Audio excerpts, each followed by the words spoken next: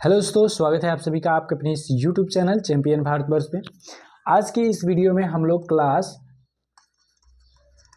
12 का जो है हिंदी के चैप्टर नंबर 1 जिसका नाम है बातचीत, इसके ऑब्जेक्टिव जितने भी वीवीआई ऑब्जेक्टिव प्रश्न है उसको देखने वाले हैं। तो वीडियो को शुरू से लेकर के लास्ट तक जरूर से देखिएगा। अगर वीडियो पसंद आए तो वीडियो को लाइक और चैनल पे पहली बार आए हैं तो चैनल को सब्सक्राइब कर लीजिएगा ताकि आने वाली सभी वीडियो का नोटिफिकेशन आपके पास पहुंचता रहे जी। आपका जो पहला प्रश्न दिया हुआ है कह रहा है कि बालकृष्ण भट्ट का जन्म कब हुआ था। तो बालकृष्ण भट्ट का जो जन्म हुआ था वो 1844 ईस्वी में हुआ था। ये जो है इसका क्या हो जाएगा जी, बिल्कुल करेक्ट आंसर हो जाएगा। चलिए अगला प्रश्न आपके सामने है, कह रहा है दूसरा नंबर, बालकृष्ण भट्ट का निधन कब हुआ था। तो बालकृष्ण भट्ट का निधन 1914 ईस्वी में हुआ था जी। क्या हो जाएगा इसका सही आंसर, तो ए फॉर एप्पल इसका सही आंसर हो जाएगा जी। अगला प्रश्न है तीसरा नंबर प्रश्न आपका दिया हुआ है, कह रहा है कि बालकृष्ण भट्ट ने किस पत्रिका का संपादन किया था। तो बालकृष्ण भट्ट ने जो है हिंदी प्रदीप नामक जो है पत्रिका का संपादन किया था। यहाँ पे क्या हो जाएगा जी, ए बिल्कुल करेक्ट आंसर हो जाएगा। चलिए जी अगला प्रश्न आपके सामने है, यहाँ पे कह रहा है 4 नंबर, कह रहा है नूतन ब्रह्मचारी के लेखक का नाम क्या है। नूतन ब्रह्मचारी के लेखक का नाम है बालकृष्ण भट्ट। इसको लिखने वाले कौन है जी, बालकृष्ण भट्ट लिखने वाले हैं। तो इसका क्या हो जाएगा, ये जो है बिल्कुल करेक्ट आंसर हो जाएगा जी। चलिए अगला प्रश्न 5 नंबर प्रश्न कह रहा है कि रेल का विकट खेल के लेखक का नाम क्या है। यानी कि रेल के विकट खेल के जो लिखने वाले हैं उनका नाम क्या है। तो उनका नाम बालकृष्ण भट्ट है। जो इस चैप्टर को भी लिखे हैं बालकृष्ण भट्ट, बातचीत को भी लिखे हुए हैं और रेल का विकट खेल इसको भी लिखे हुए हैं। ये बिल्कुल करेक्ट आंसर हो जाएगा। चलिए जी अगला प्रश्न देखते हैं। अगला प्रश्न आपके सामने है 6 नंबर, मनुष्य की ईश्वर प्रदत्त शक्तियों में एक है। तो कौन है जी, वाक शक्ति ईश्वर की जो है प्रदत्त शक्तियों में क्या है, एक है। यहाँ पे क्या हो जाएगा, सी जो है बिल्कुल करेक्ट आंसर हो जाएगा। चलिए जी अगला प्रश्न है कितना नंबर, 7 नंबर, रॉबिन्सन क्रूसो कितने वर्षों के बाद लोगों के बीच आए। तो कितने वर्षों के बाद लोगों के बीच आए, तो 16 वर्ष के बाद जो है वो लोगों के बीच आए थे। कितने वर्षों के बाद, 16 वर्षों के बाद। ए फॉर एप्पल बिल्कुल करेक्ट आंसर हो जाएगा। अगला प्रश्न आपके सामने है, एडिसन ने कितने लोगों के बीच जो है श्रेष्ठ बातचीत मानी है। तो 2 लोगों के बीच जो है श्रेष्ठ बातचीत होती है। कौन माने हैं जी, एडिसन माने हैं। यहाँ पे जो है ए जो है बिल्कुल करेक्ट आंसर हो जाएगा इसका। चलिए जी अगला प्रश्न है 9 नंबर प्रश्न कह रहा है कि कितने लोगों के बीच को अंगूठी में नक्शी माना, कितने लोगों की बातचीत को अंगूठी में नक्शी माना गया है। तो 3 लोगों की बातचीत को क्या माना गया है, अंगूठी में नक्शी माना गया है। कब गिर जाए इसका कोई ख्याल नहीं है। उसी तरह 3 लोगों में बातचीत हो और वो कब कहाँ तक चली जाए कोई पता नहीं है। चलिए जी अगला बात है, यहाँ पे 10 नंबर क्वेश्चन है आपका। 10 नंबर क्वेश्चन कह रहा है कितने लोगों की बातचीत में फॉर्मेलिटी आती है। कितने लोगों की बातचीत में जो है फॉर्मेलिटी आती है। तो 4 लोगों की बातचीत में जो है क्या होती है जी, फॉर्मेलिटी आती है। यहाँ पे क्या हो जाएगा, ए फॉर एप्पल बिल्कुल करेक्ट आंसर हो जाएगा। चलिए जी अगला प्रश्न आपके सामने है, कह रहा है यूरोप में बातचीत की कला को क्या कहते हैं। तो क्या चीज कहते हैं जी, आर्ट ऑफ कन्वर्सेशन कहते हैं। यूरोप में बातचीत की कला को क्या कहते हैं, आर्ट ऑफ कन्वर्सेशन कहते हैं। ए फॉर एप्पल बिल्कुल करेक्ट आंसर हो जाएगा जी। अगला प्रश्न आपके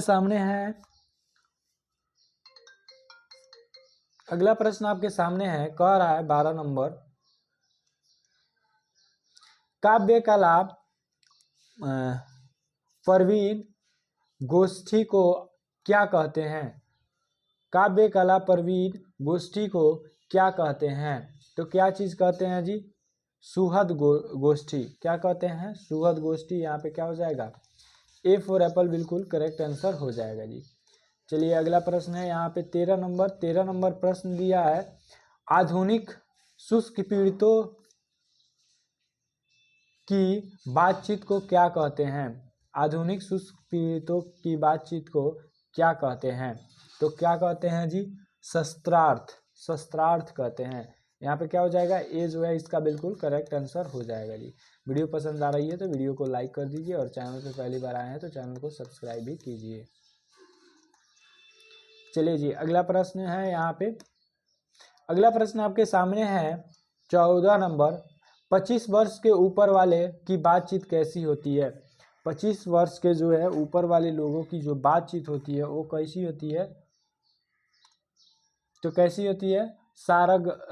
सारगर्भित होती है। यहाँ पे क्या हो जाएगा, ए फॉर एप्पल इसका करेक्ट आंसर हो जाएगा। सगर्भित होती है। चलिए जी, सारगर्भित होती है। ठीक है, चलिए जी, अगला प्रश्न आपके सामने है यहाँ पे 15 नंबर का था। 25 वर्ष से नीचे के वाले लोगों की बातचीत कैसी होती है? तो कैसी होती है जी? 25 वर्ष से कम लोगों की बातचीत क्या होती है? दिल बहलाव होती है। यहाँ पे क्या हो जाएगा, दिल बहला। यहाँ पे बी जो है बिल्कुल करेक्ट आंसर हो जाएगा, दिल बहलाव। चलिए जी, अगला प्रश्न आपके सामने है 16 नंबर कह रहा है हमारी भीतरी मनोवृत्ति क्या दिखाती है? हमारी भीतरी मनोवृत्ति क्या दिखाती है? तो नए नए रंग दिखाती है। क्या चीज दिखाती है जी? नए नए रंग दिखाती है। यहाँ पे क्या हो जाएगा, ए जो है इसका बिल्कुल करेक्ट आंसर हो जाएगा जी। चलिए अगला प्रश्न देखते हैं 17 नंबर। 17 नंबर प्रश्न दिया हुआ है, कह रहा है भीतरी मनोवृत्ति को क्या माना गया है? तो चमनिस्तान माना गया है। क्या माना गया है जी? चमनिस्तान माना गया है। भीतरी मनोवृत्ति को चमनिस्तान माना गया है। ए फॉर एप्पल बिल्कुल करेक्ट आंसर हो जाएगा जी। चलिए अगला प्रश्न देखते हैं। अगला प्रश्न आपका है जिन्हा को क्या माना गया है? जिन्हा को क्या माना गया है? तो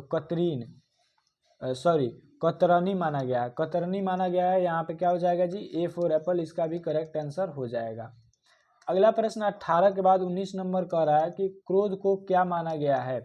क्रोध के क्या माना गया है जी? शत्रु माना गया है। यहाँ पे क्या हो जाएगा, ए जो है इसका भी करेक्ट आंसर हो जाएगा जी। चलिए, अगर पीडीएफ चाहिए तो पीडीएफ के लिए जो है पीडीएफ के लिए आप लोग क्या कीजिएगा जी, पीडीएफ के लिए डिस्क्रिप्शन बॉक्स में टेलीग्राम का लिंक मिल जाएगा, जाकर के ज्वाइन कर लीजिएगा, ज्वाइन, और आपको जो है पीडीएफ उसी में मिल जाएगा जी। चलिए, आपका जो है 19 के बाद 20 नंबर प्रश्न है क्रोधादि को काबू करने के लिए किसे काबू करना है? तो जिन्हा को काबू करना पड़ता है। यहाँ पे क्या हो जाएगा जी? यहाँ पे ए जो है इसका बिल्कुल करेक्ट आंसर हो जाएगा। चलिए अगला प्रश्न है यहाँ पे, भाषण में किसका मौका रहता है? भाषण में किसका मौका रहता है? तो नाज नखरा का जो है भाषण में मौका रहता है। ठीक है, चलिए जी, अगला प्रश्न है आपका 22 नंबर का रहा है बालकृष्ण भट्ट का जन्म कहाँ हुआ था? तो बालकृष्ण भट्ट का जो जन्म हुआ था इलाहाबाद में हुआ था। क्या हो जाएगा इसका सही आंसर? ए बिल्कुल करेक्ट आंसर हो जाएगा जी। चलिए अगला प्रश्न आपके सामने है यहाँ पे 22 नंबर के बाद 23 नंबर का रहा है बातचीत पाठ का गठन कौन सी विद्या है? तो बातचीत जो है वो क्या है जी? निबंध है। क्या चीज है? निबंध है।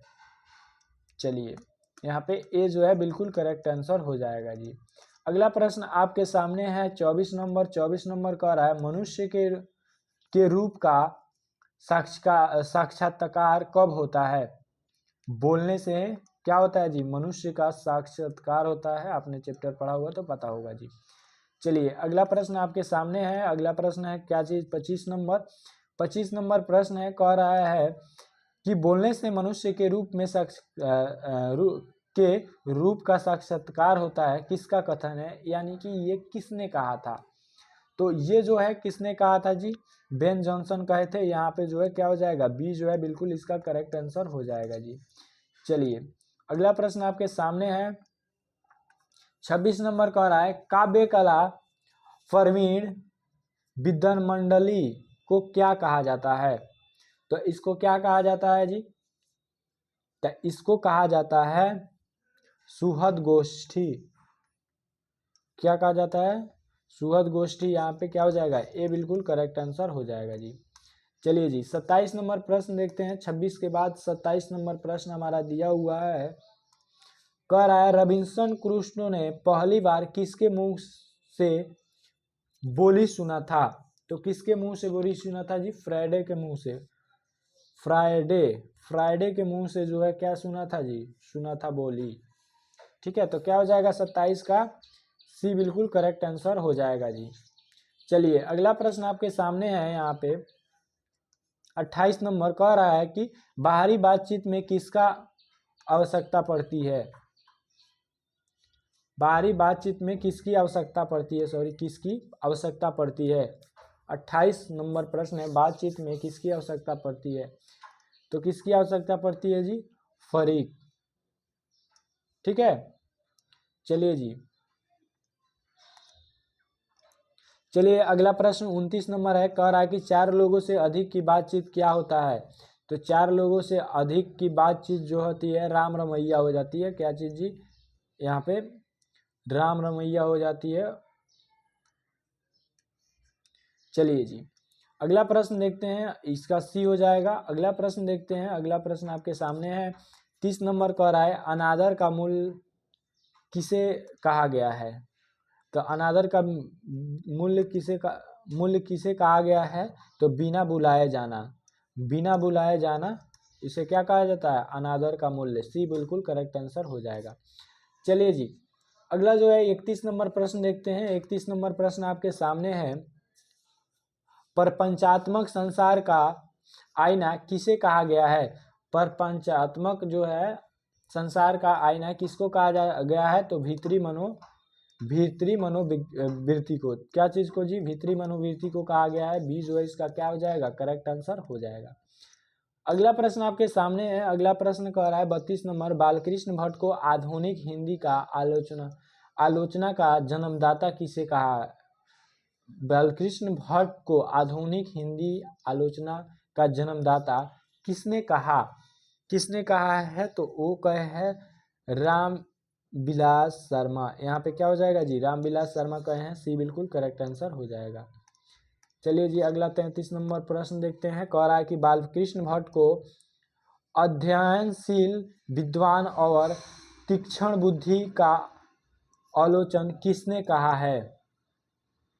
तो क्या हो जाएगा जी? रामविलास शर्मा। इसका भी क्या हो जाएगा? B4 बॉल बिल्कुल करेक्ट आंसर हो जाएगा जी। 34 नंबर प्रश्न आपके सामने है। 34 नंबर प्रश्न आपके सामने कह रहा है कि आचार्य रामचंद्र शुक्ल ने बालकृष्ण भट्ट को अंग्रेजी के किस निबंधकार की श्रेणी में रखा है। तो किस में रखा है जी? एडिसन और स्टील, इसके कॉस्ट में रखा है। तो यहाँ पे क्या हो जाएगा? ए बिल्कुल करेक्ट आंसर हो जाएगा 34 का। चलिए जी बातचीत पाठ किस प्रकार का निबंध है। तो ललित निबंध है। पहले हमने बतलाया क्या चीज है? निबंध है। तो किस प्रकार का निबंध है? तो ललित निबंध है। क्या हो जाएगा? सॉरी, बी बिल्कुल करेक्ट आंसर हो जाएगा। अगला प्रश्न आपके सामने है 36 नंबर, बालकृष्ण भट्ट किस युग के रचनाकार थे। किस युग के रचनाकार थे। तो क्या हो जाएगा जी? भारतेंदु युग के थे। क्या हो जाएगा? ए फॉर एप्पल बिल्कुल करेक्ट आंसर हो जाएगा। अगला प्रश्न आपके सामने है 37 नंबर कह रहा है जो कुछ धुआं और मवाद जमा रहता है वह भाप बन के निकल जाता है किससे। तो बातचीत करने से। क्या हो जाएगा? ए हो जाएगा इसका करेक्ट आंसर। अगला देखते हैं 38 नंबर प्रश्न आपको दिया है, बालकृष्ण भट्ट निबंधमाला कितने खंडों में प्रकाशित हुआ। तो भट्ट निबंधमाला जो है 2 खंडों में प्रकाशित हुआ। ए इसका बिल्कुल करेक्ट आंसर हो जाएगा। यहाँ पे जितना भी ऑब्जेक्टिव प्रश्न इस चैप्टर से था, ऑब्जेक्टिव VVI प्रश्न जो भी था हमने आपको करा दिया। अगर वीडियो पसंद आया है तो वीडियो को लाइक कीजिए और चैनल पे पहली बार आए हैं तो चैनल को सब्सक्राइब कीजिए ताकि ऐसी और वीडियो आपके पास जाए तो आप देख सकें। और दूसरी बात क्या है, अपने दोस्तों के पास ज़रूर से शेयर करिएगा इस वीडियो को और आप बतलाइएगा कि आपने जो है कितना क्वेश्चन जो है सॉल्व किया, यानी कि 38 में आपने कितना क्वेश्चन को जो है सॉल्व किया, कमेंट में लिखना है जी। ठीक है, चलिए और अगली क्लास में हम लोग फिर मिलते हैं, तब तक के लिए जय हिंद।